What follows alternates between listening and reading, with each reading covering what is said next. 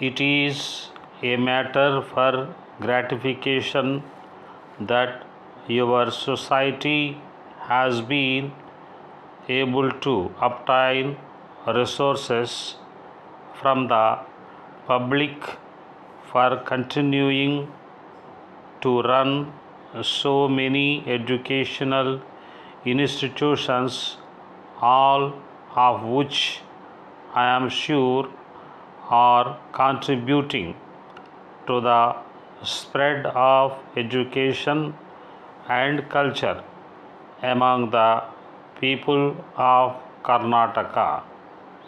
I am glad to note that you have been able to supplement in such large measure the efforts of your government to spread education in this part of your province.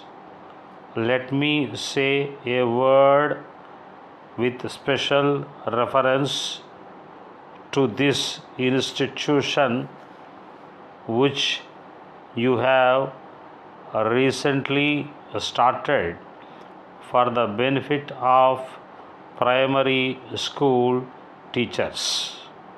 All over India, efforts in this direction have been held up by two obstacles.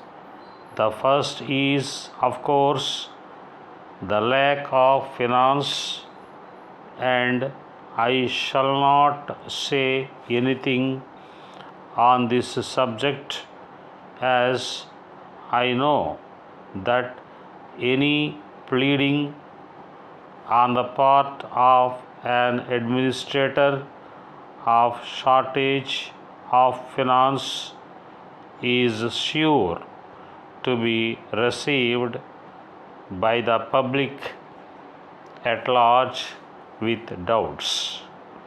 It is more appropriate that I shall address myself to the other obstacle that in no small measure stands in the way of the extension of primary education and the reaping of a full return for such outlay as is now made for the purpose.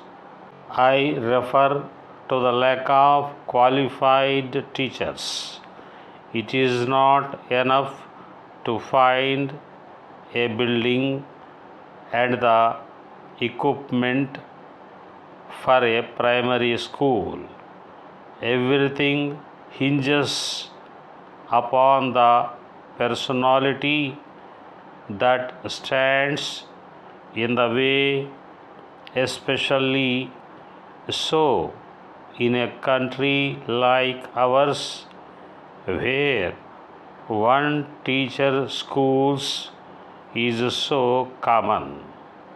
We have experienced great difficulty in getting trained teachers.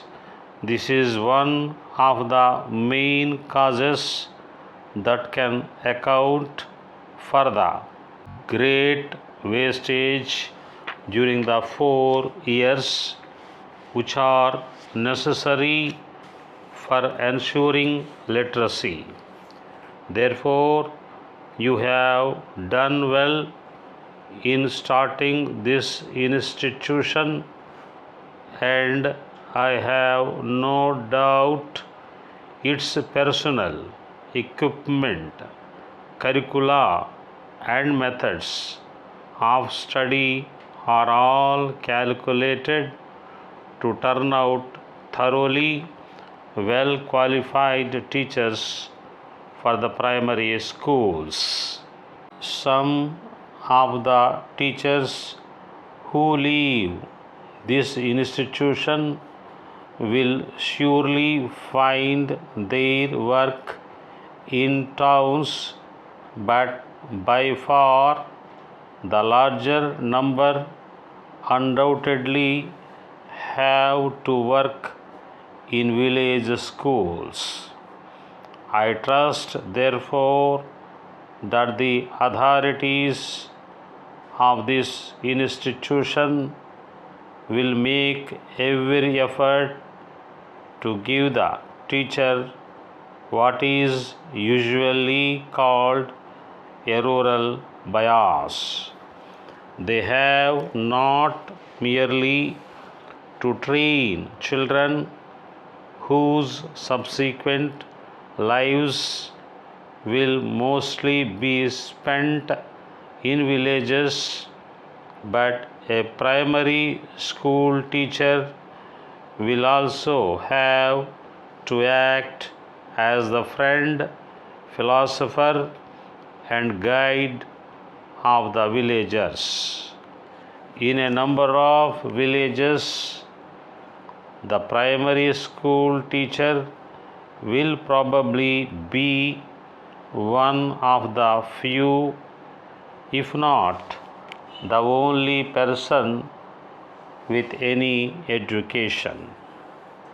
On him will devolve the responsibility of helping the village community understand and solve a number of its problems, social and economic. Lastly, I hope that everything will be done in the institution to impress upon the public their social responsibilities. Thank you. Dear John, I hear your item in the weekly journal brought you much criticism, but I admire your policy and you deserve all success with your up-to-date ideas.